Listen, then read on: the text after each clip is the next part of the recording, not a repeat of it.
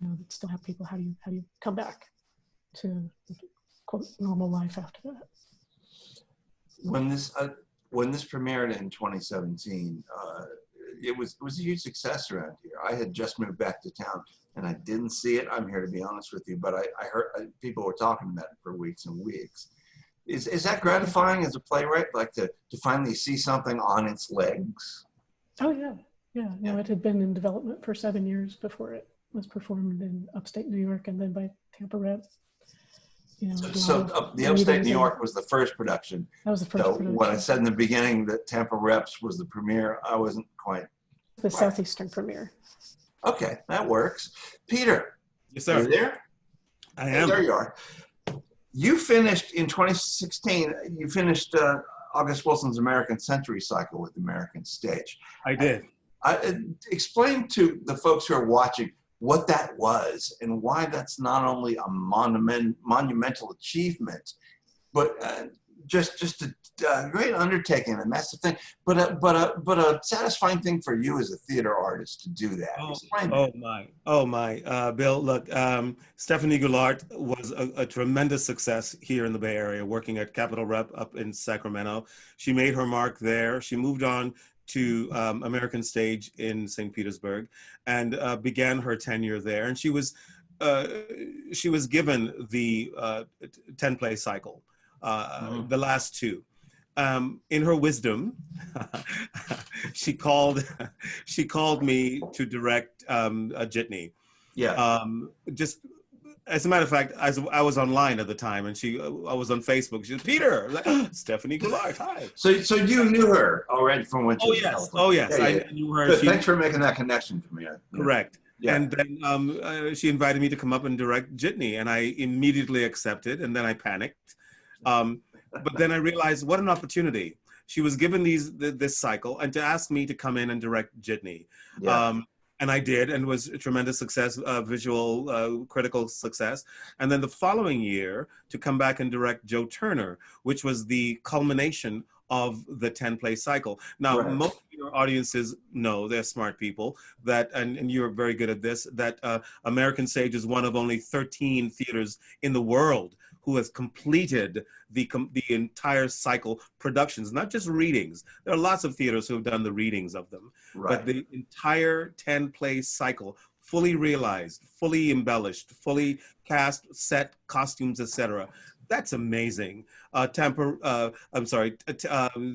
Stage has made history with that, and for Stephanie to trust that final production to my hands was a great embrace of her belief in me as a director, certainly, and then to come back and direct Raisin in the Sun, and then Pipeline, and then most recently Skeleton Crew. All three of those were complete knockouts. I got to tell you, that Raisin in the Sun. You can tell Enoch that I said hi because I'm a big fan of his. So am I. As you know, I cast him in Raisin, and I cast him again in Skeleton Crew. Yeah. I think he's one of America's finest actors, and as a matter of fact, he's in this reading of. I know.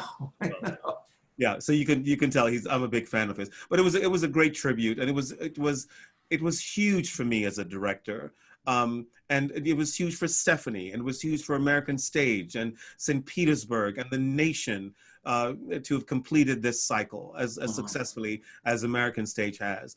And I got to work with Kim Sullivan, who did all 10 of the cycle plays at American Stage. So it was just an amazing time for the theater, for me as a director as well. Talk to me for a minute about the company you're with in the Bay Area there, the African American Theater Company. Is it primarily a Shakespeare company? Yes, it's the African American Shakespeare Company. Okay. That's our title. It's been around for 25 years. Sherry Young, S-H-E-R-R-I. Sherry Young is the founder and executive director. 25 years ago, she graduated American Conservatory Theater here in San Francisco and realized as an actor there were no venues for young Black actors to perform in the Bay Area. So she thought, well, how difficult could it be? Let me start my own theater company. And she did. And she created the African American Shakespeare Company. It's been around for 25 years. This is my 11th year as artistic director. The classics with color, that's our statement. That's our mission statement. And part of a mission statement. And what we do is we take young actors, certainly established actors, but we want to make sure that the young actors in the Bay Area and the region get an opportunity to perform shows that they may not get to perform in other theaters in the region. We want to make sure that they strengthen their resume, they get good training, good directing, understanding directors. We put in wonderful, creative, professional, veteran actors with them so that they can get that knowledge and that training, and then they can take it from there and move on. Some do, and then they come back and work with us again. But I just want to make sure that I give back from what I received as a young actor in New York City, Performing Arts High School, the Juilliard School, NYU, when I traveled to England to study there. I learned a lot from my mentors, and I just want to give back to young actors here in the Bay Area as well. Well, I'm gonna confess to you both that the first 3 minutes of this recording, I got a red light. They're missing, which means that I hit the wrong button. This happens. It's live, sort of live.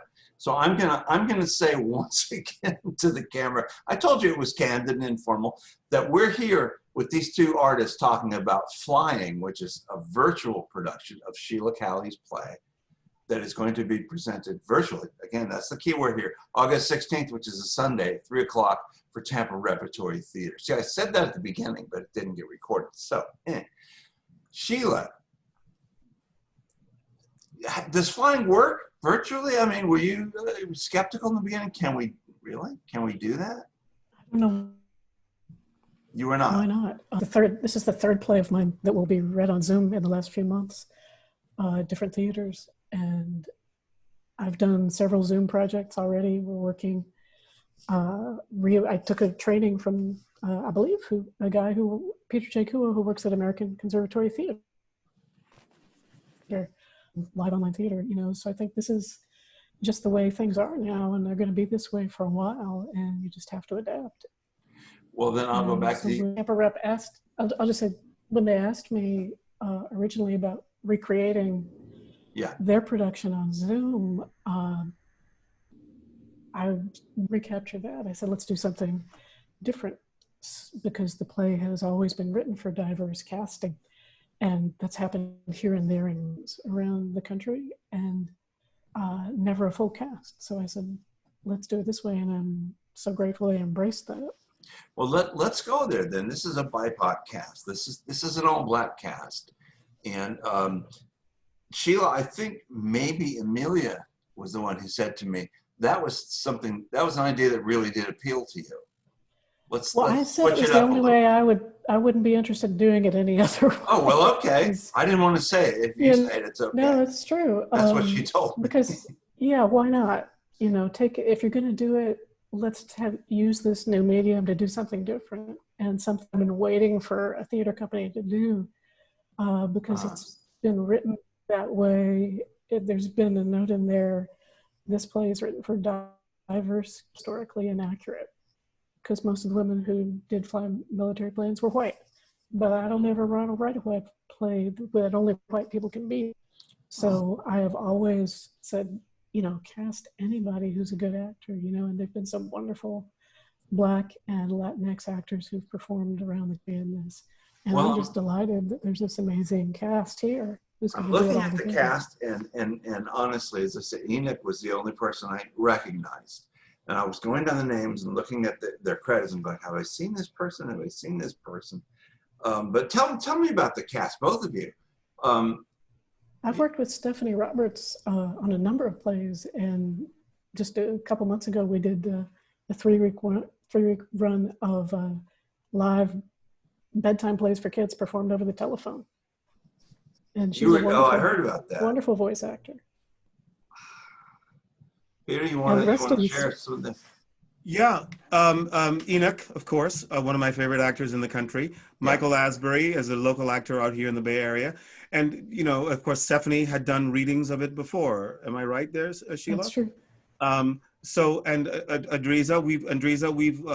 she and I met when my play, Strange Courtesies, was being read at American Stage. Yes, I remember now. Yes. One of the finalists in the 21st Century Voices.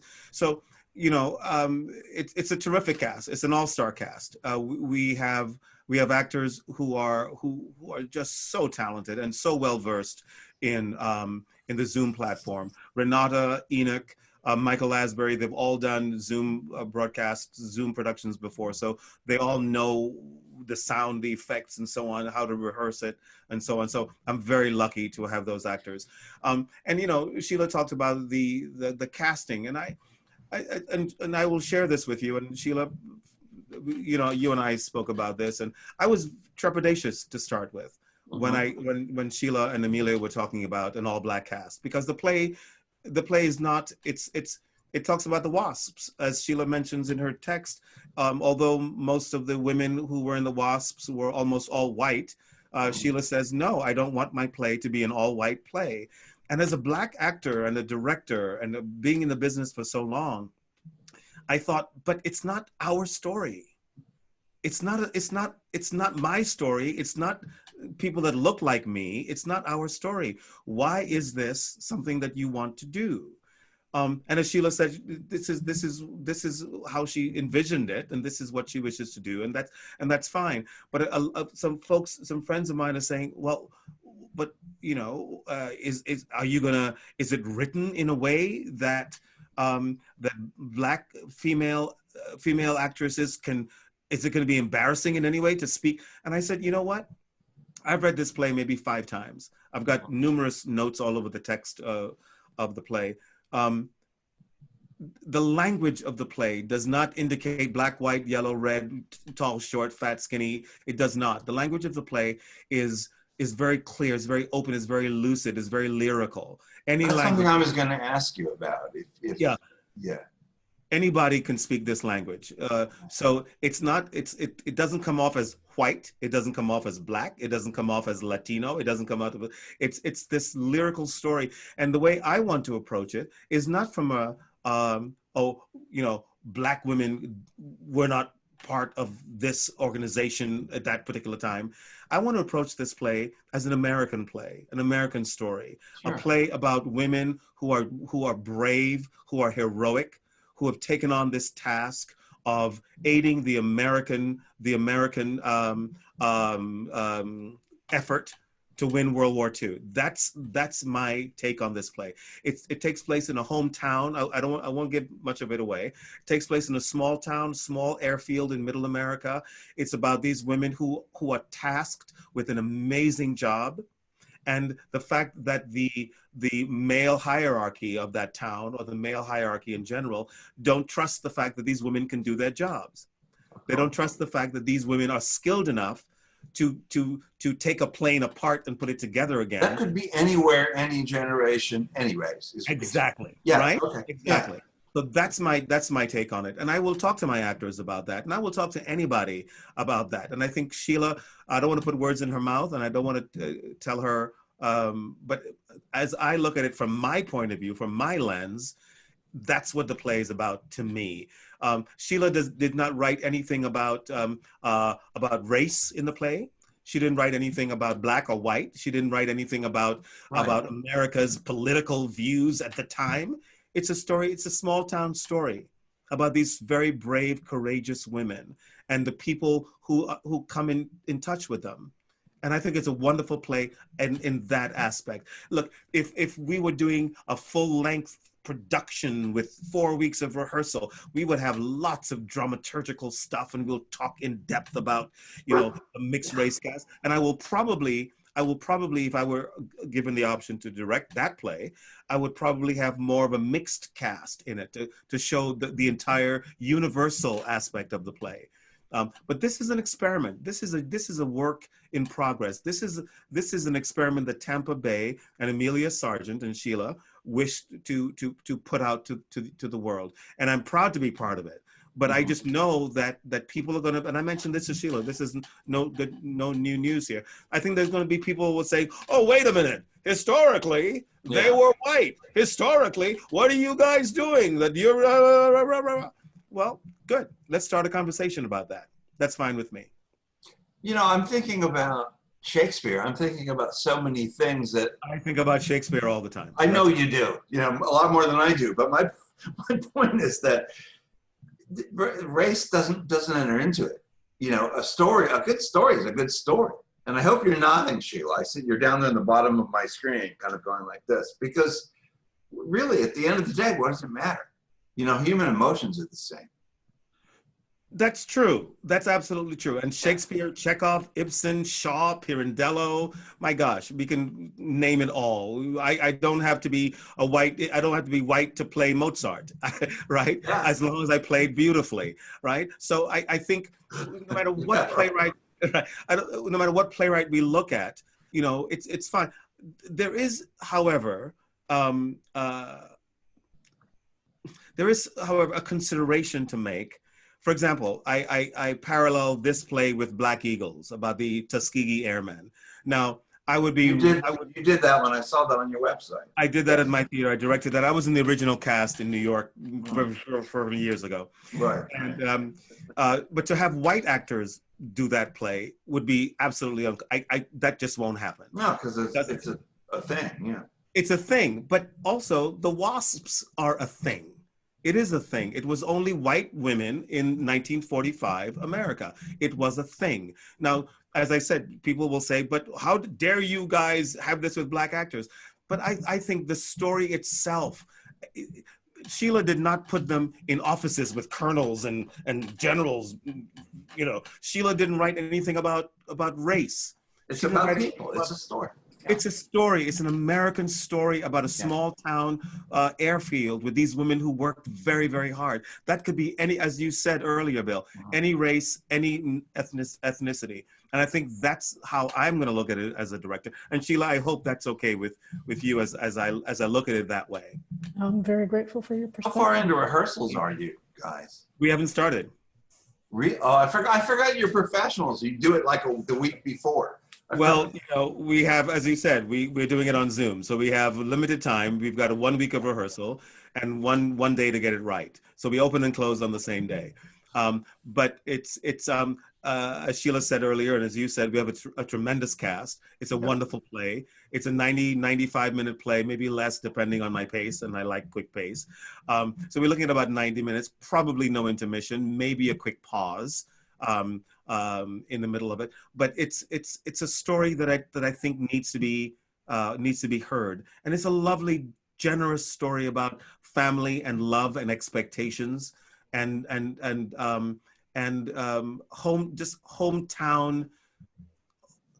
hometown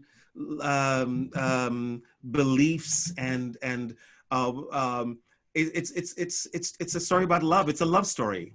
In a sense, to me personally, it has no color. You know, that's at the end of the day, that's what it is. You know, as a Black man in America, I never want anyone to say I never knew. I didn't know you were Black. Stop it. Don't.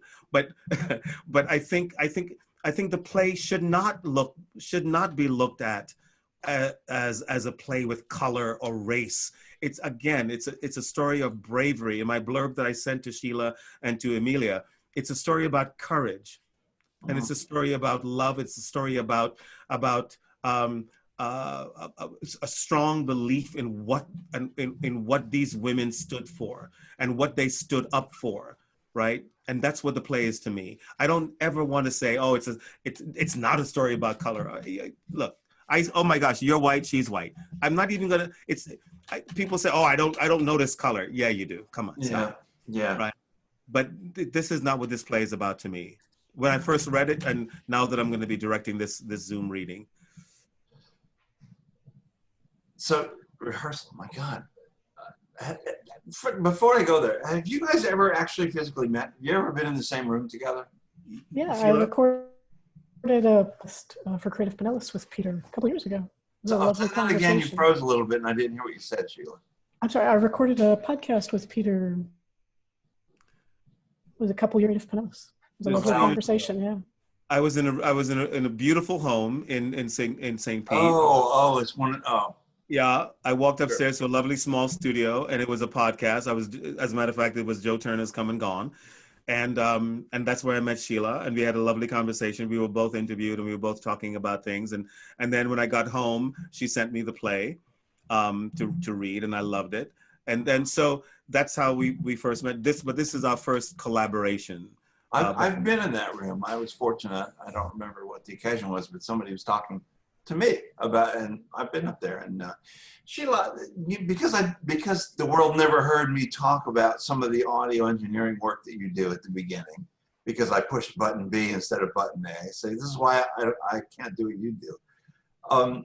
The audio tours that you do for, let's say for Shine, and I guess you and your husband work on that stuff together. It's a big production.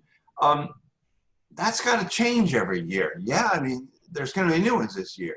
Yeah, we're working on that right now with usually Bondurant recording at home instead of at our house, drive-in? which is different. The drive-in is using the ones we've done in pre-padding each year. As there are more murals, and they're visually descriptive tours. So they were originally designed to make the murals accessible to people with visual impairment. So that's why there's so much detail about what is here. It's actually the most difficult thing I've ever written, is trying to describe those, give people a true picture. Do you look at images, or do you literally go out and soak them? We go and see them. You go out and stand in front of them. Because part of it is, where are they in the landscape? What's the impact of them? How's the gig with Creative Pinellas going? I see y'all stuff all the time. I'm fortunate that there's so much wonderful arts, as you know, in this area to cover, and I've got some great writers, and we just keep plugging away. It's shifted a lot in a few months to online arts, which was a little slow in the first few weeks that I was doing that, and now I can't even keep up with all the online visual art and theater. And Arts Coast Journal is dance, Are you still doing the Arts End podcast too? Does you and Barbara still do that? That kind of slowed down because people can't come to our house to record anymore. They can't come to that beautiful attic room with the studio. Yeah, but they're doing other video content under the Arts End name on the Creative Pinellas web. Glad to hear that. You start. This is where I left off before. You start rehearsal. I mean, this is in a week. So how many? You have to coordinate all those people. They're all in their own individual places, right? So that's got to be a factor. So we've got to make sure, and I've got a terrific stage manager, Amanda. We've got to make sure that every actor has a computer that's fast enough, that's capable enough to certainly, with internet, certainly, the speed enough to have an easy, smooth conversation. We need a background. We need a green screen, or what I actually have behind me is a sheet that's taped to a wall, right? We need that. Looks good. Oh, thank you. It's just literally a sheet with a photograph in front of it. So we want to make sure that the actors are well versed in the Zoom platform. So my stage manager will school the actors for the first 15, 20 minutes about what is needed, right? What is needed for their computer? Do they need anything? Then we'll be sending. So I've already made out my prop list, my costume list, my music list, all the things, and I've sent it to my stage manager, I've sent it to my production manager, and they'll be sending props to the individual actors around the country, wherever they are. I think Michael Asbury and I are the only ones on the West Coast. Enoch, of course, is in Atlanta, and most of the other actors are in Florida. I was going to ask if you send props and maybe costume pieces. Yes. You just answered it before I asked it. Yeah, it has to be. We are embarking on a new way of working because of the pandemic. We are embarking on a new way of speaking, new languages, where actors are their own costume designers. Sometimes they're their own lighting designer.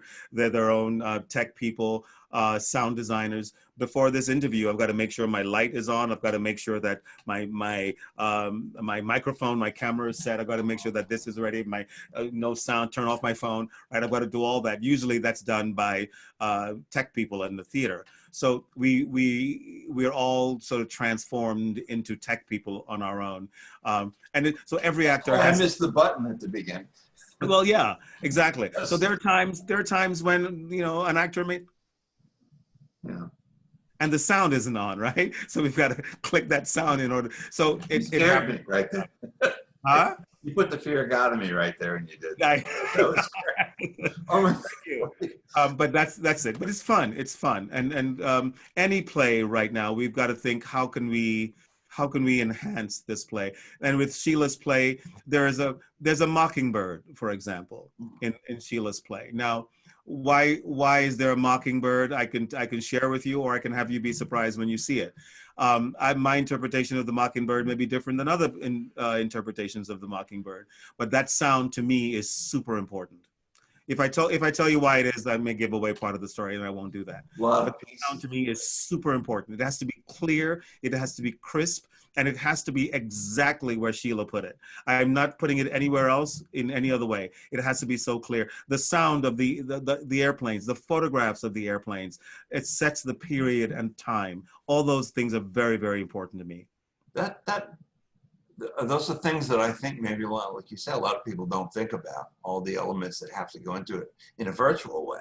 Exactly. And most good playwrights, they may, like, for example, you may look at other playwrights in the world, that the set itself is so important that it becomes like, if there are 4 characters in the play, the set is the 5th. If there are 5 characters in the play, there's a photo. For example, in A Raisin in the Sun, Lorraine Hansberry speaks of having the photograph of Big Walter, as she calls him, prominent in the room. That is a character in the play. The set itself is a character in the play. So I think that sound that Sheila wants in that play, specifically placed in those particular parts of the play, is the other character in the play, literally and figuratively, right? So I want to make sure that that is clear. And I think, again, if I were directing this in a 4-week rehearsal, oh my gosh, my set, the hangar, the soundscape, it would be a real mockingbird, wouldn't you? Oh, I would probably hire a real mockingbird.